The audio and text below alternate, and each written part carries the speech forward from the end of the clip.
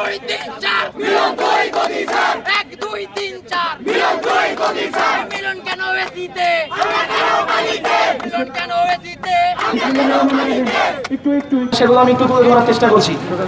দেশের সার্বিক পরিস্থিতি স্বাভাবিক এবং আবহাওয়া অনুকূল না আসা পর্যন্ত সারা দেশে এইচএসসি পরীক্ষা স্থগিত করতে হবে, এটা আমাদের প্রথম দাবি ছিল।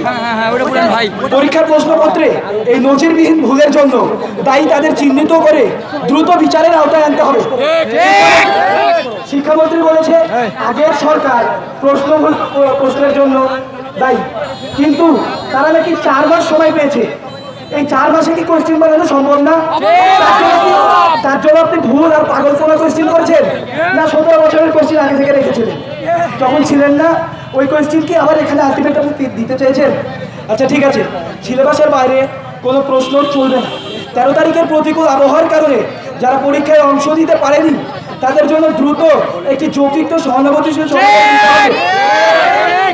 যদি আমাদের এই ন্যায্য দাবিগুলো অনতিবিলম্বে মেনে নেওয়া না হয় তবে আমাদের আন্দোলন আরো তীব্র থেকে তীব্রতর হবে।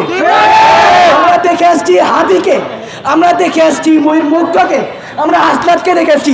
আমাদেরকে আন্দোলন শিখায়েন না, আমাদেরকে ওনারা শিখাইয়া গেছেন।